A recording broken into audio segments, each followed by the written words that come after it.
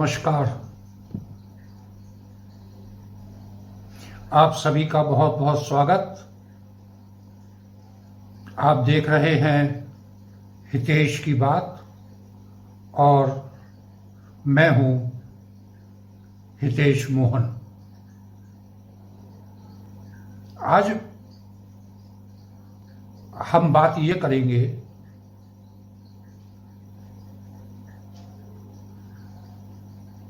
कि राहुल गांधी की ब्रिटेन यात्रा में जो उन्होंने भारत विरोधी बातें कही,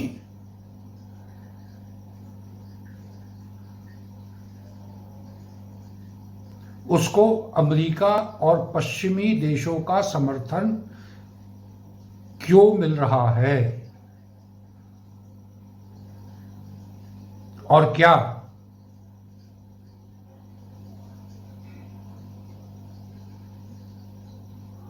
ये समर्थन आगे बढ़ने वाला है अथवा नहीं। लेकिन सबसे पहले ये समझ लीजिए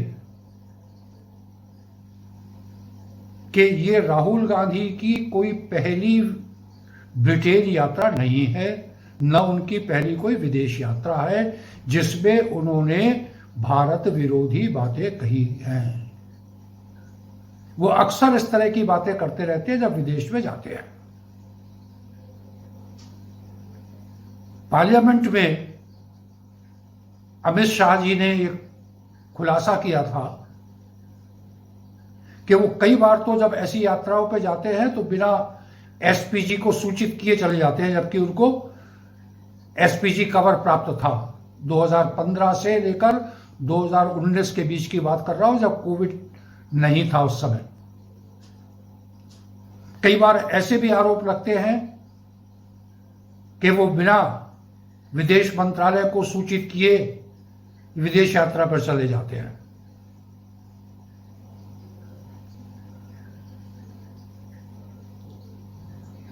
राहुल गांधी एक सांसद है और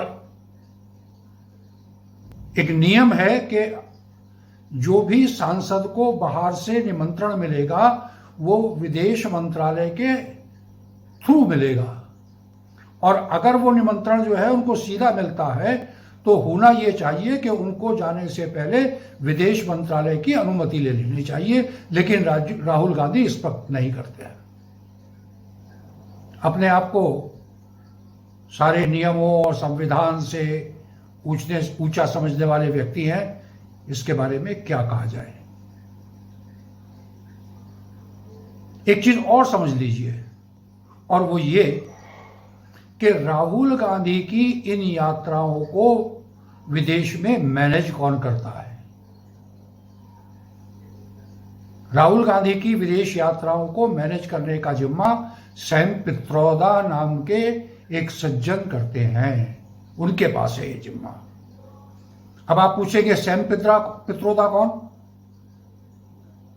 सैम पित्रोदा राजीव गांधी के घनिष्ठ मित्रों में से एक है, और जिस समय राजीव गांधी का शासन था, उस समय वो प्रधानमंत्री थे, उस समय ये टेक्नोलॉजी मिशन के प्रमुख हुआ करते थे। टेक्नोलॉजी मिशन के अंदर 6 अलग अलग टेलीकॉम, जल इत्यादि कई क्षेत्रों उनके सर्वा हुआ करते थे।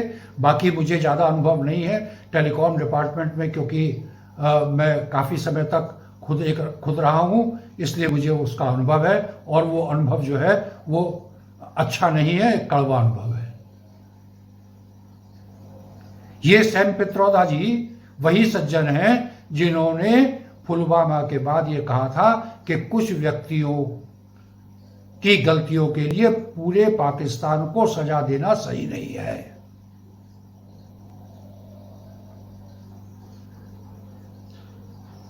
तो ऐसे व्यक्ति उनकी यात्रा का, विदेश यात्रा का प्रबंधन करते हैं। अब वहां ये किस किस से मिले, ये दोहराने की जरूरत मुझे नहीं है। वो इसलिए नहीं है क्योंकि ये सब पब्लिक डोमेन में है, किन किन भारत विरोधी लोगों से मिले, क्या क्या बातचीत हुई, ये सब पब्लिक डोमेन में काफ़ी कुछ चीज़ें आ चुकी हैं, इसलिए इस बारे में ज़्यादा मुझे कहने की या रिपीट करने की ज़रूरत नहीं है। लेकिन आज मैं अपने आप को दो बिंदुओं पर केंद्रित करना चाहूंगा। ब्रिटेन में राहुल गांधी ने भारत के लोकतंत्र के बारे में कई अनाप शनाप बातें की।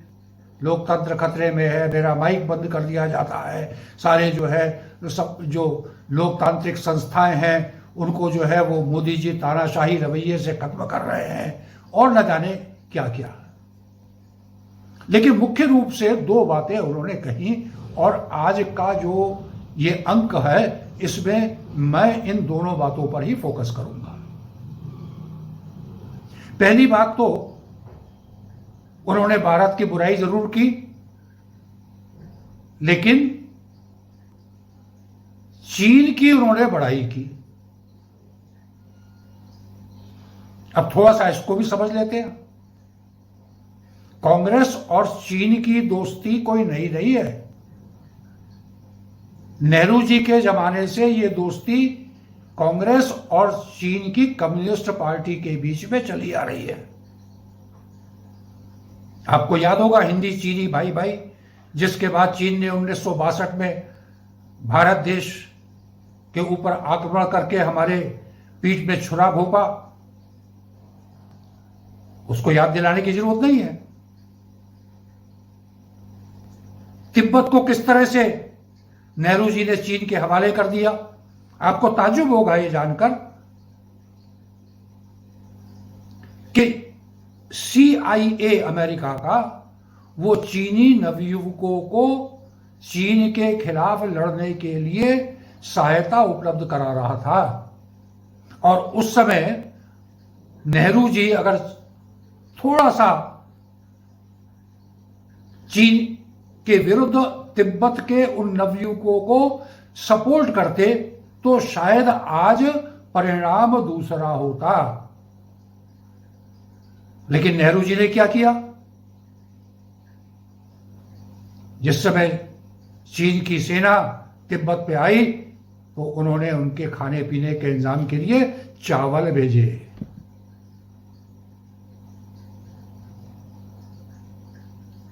पचास में आपको ध्यान है अक्साई चीन का करीब 33-34 हजार वर्ग किलोमीटर इलाका थाली में परोसकर चीन को दे दिया गया।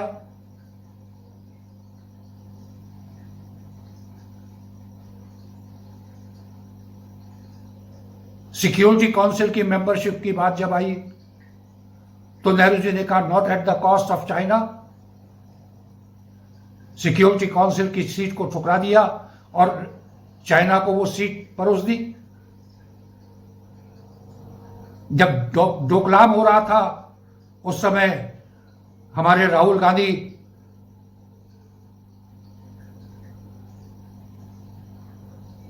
चीन के एम्बेसडर के साथ वार्ता कर रहे थे।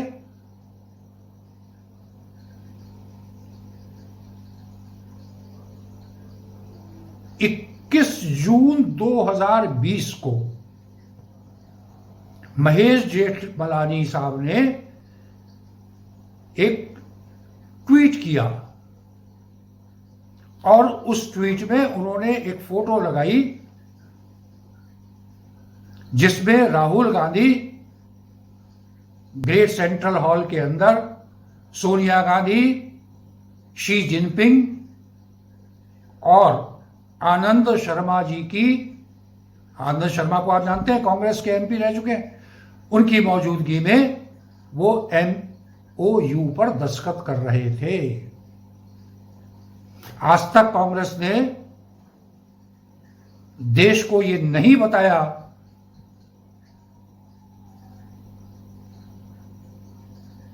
कि उस MOU में ऐसा क्या था। हां, ये बात जरूर पब्लिक डोमेन में बाद में खुलकर आई कि चाइना की कम्युनिस्ट पार्टी ने राजीव गांधी फाउंडेशन को करोड़ों रुपए का चंदा दिया। तो मैं नहीं जानता कि कांग्रेस के इस चाइना प्रेम के पीछे वास्तव में क्या बात है।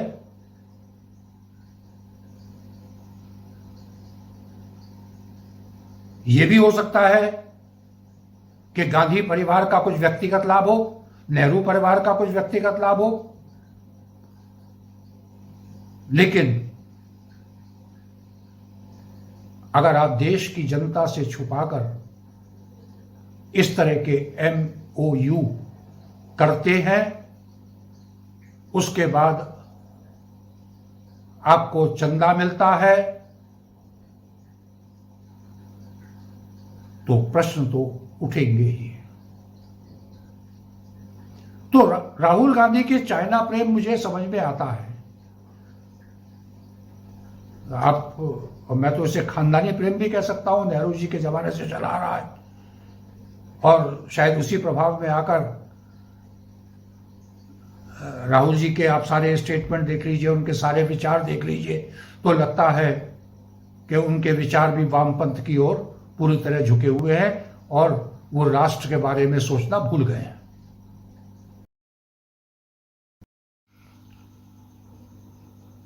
अब दूसरी बात,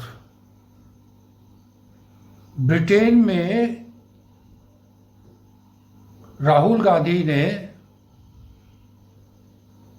एक और महत्वपूर्ण बात की, और वो ये कि जब भारत में लोकतंत्र को खत्म किया जा रहा है, तब so called defenders of democracy America और यूरोप मूक दर्शक बनकर देख रहा है।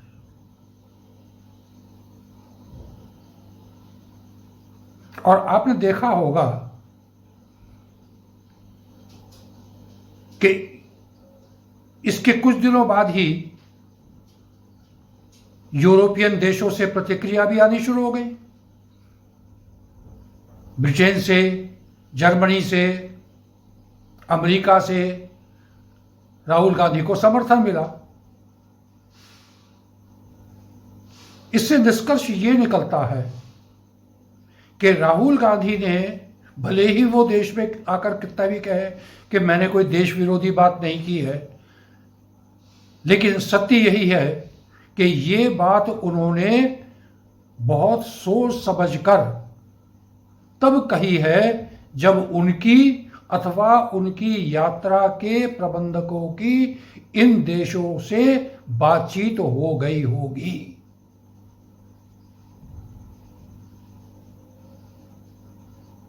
लेकिन ये देश राहुल गांधी को समर्थन क्यों दे रहे हैं? कोई भी व्यक्ति, कोई भी देश किसी को बिना स्वार्थ के समर्थन देगा नहीं।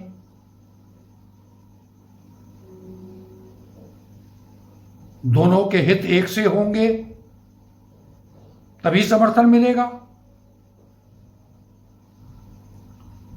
तो यहां मैं स्पष्ट कर देना चाहता हूं कि राहुल गांधी अमेरिका और यूरोपियन कंट्रीज तीनों का हित इस बात में एक है कि किसी तरह से भारत से मोदी की सरकार को विदा किया जाए। कैसे? देखिए, राहुल गांधी के मंतव्य को तो समझना बहुत आसान है। राहुल गांधी का जो पालन पोषण है, जिस परिवेश में हुआ है, डायनेस्टिक परिवेश में हुआ है, उसमें वो सत्ता और पावर के अभ्यस्त हो चुके हैं। वो एक ऐसे नेता है जो एक प्रेस कॉन्फ्रेंस के अंदर अध्यादेश की कॉपी को फाड़ देते हैं और उसके बाद यूपीए सरकार उस अध्यादेश को वापस ले लेती है। तो 2014 के बाद जब से मोदी सरकार आई है तब से उनका प्रभाव क्षीण हुआ है, उनके सत्ता की इस हनक कमजोर पड़ी है और इस कारण राहुल गांधी घुटन महसूस कर रहे हैं, एक बौखलाहट महसूस कर रहे हैं और वो किसी भी प्रकार से वापस सत्ता के शीर्ष पे पहुंचना चाहते हैं, फिर चाहे उसके लिए उनको मणिशंकर को भेजना पड़े पाकिस्तान वहां की मदद लेने के लिए, या फिर उनको चीन की मदद लेनी पड़े, या फिर अमेरिका और पश्चिमी देशों की। ये तो ही राहुल गांधी की बात। लेकिन अमेरिका और पश्चिमी देश भी क्यों चाहते हैं मोदी से और मोदी सरकार से छुटकारा पाना? इसके लिए आपको 2014 के बाद जब से मोदी सरकार आई है तब से मोदी की जो विदेश नीति है उसको सब देखना पड़ेगा। मोदी ने 2014 के बाद नेशन फर्स्ट की विदेश नीति अपनाई और जिसको कुछ हद तक सुषमा स्वराज के समय में और अब बहुत बेहतर ढंग से जयशंकर जी के समय में परवान चढ़ाया गया।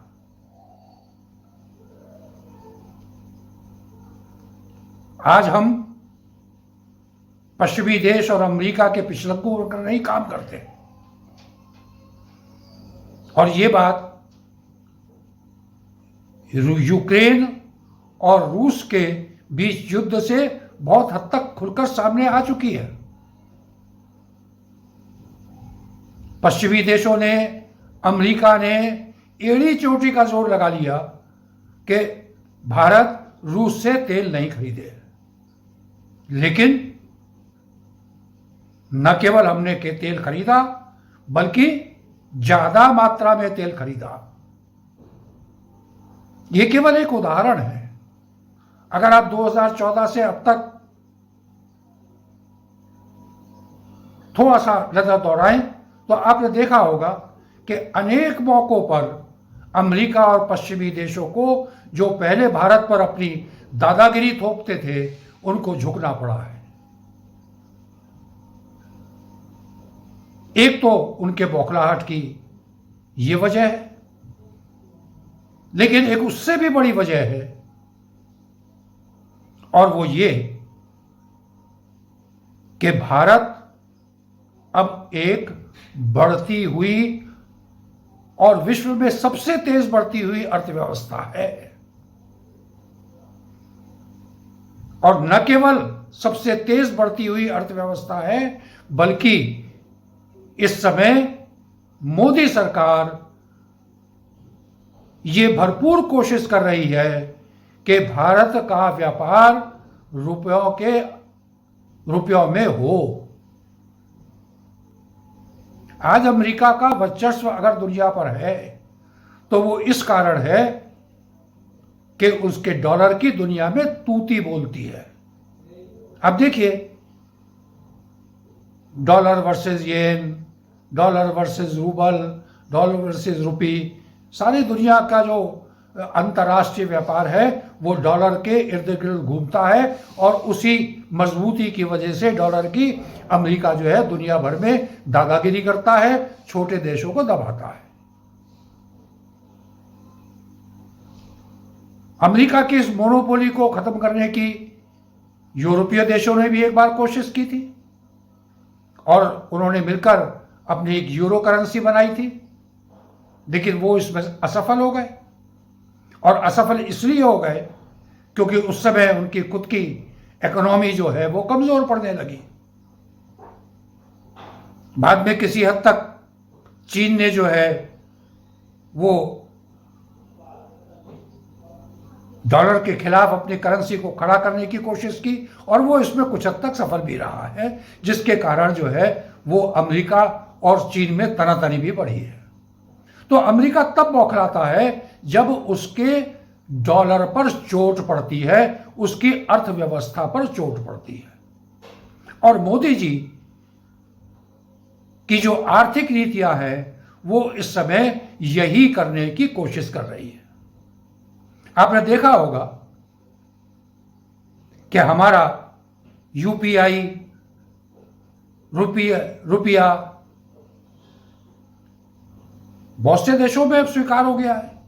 12 देशों के साथ तो हमारा एग्रीमेंट भी हो गया है कि हम रुपए में व्यापार करेंगे।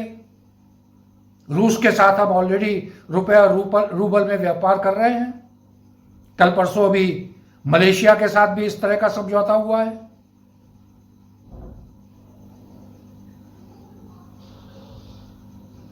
अभी 2-3 दिन पहले जो फॉरेन ट्रेड पॉलिसी 2023 जो अनाउंस की गई है भारत के द्वारा, उसमें 2 बातों पर विशेष जोर दिया गया है। एक तो अपने विदेश व्यापार को बढ़ाना, अपने एक्सपोर्ट्स को बढ़ाना, और दूसरा जो सबसे महत्वपूर्ण बात है कि मैक्सिमम हम लोग कोशिश करें कि हमारा रुपया का व्यापार जो है वो रुपए में हो।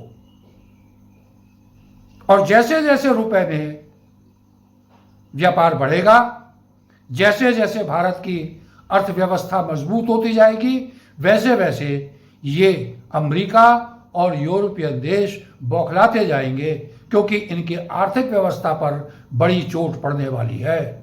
और चोट इसलिए पड़ेगी क्योंकि यूरोपियन देशों ने जब यूरो बनाया था तो उनकी अर्थव्यवस्था कमजोर हो रही थी, लेकिन भारत ने जब ये प्रयास शुरू किया है तो भारत की अर्थव्यवस्था दुनिया में सबसे तेज बढ़ती हुई अर्थव्यवस्था है, और इसको सारे अर्थशास्त्री मान रहे हैं।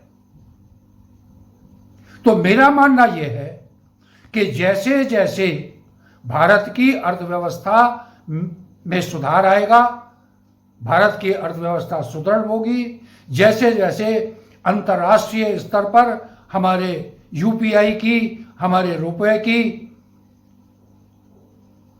वैल्यू बढ़ती जाएगी, उसमें अधिक से अधिक देश व्यापार करने लगेंगे, वैसे वैसे अमेरिका और यूरोपियन देशों का वार हमारे देश पर लगातार बढ़ता जाएगा।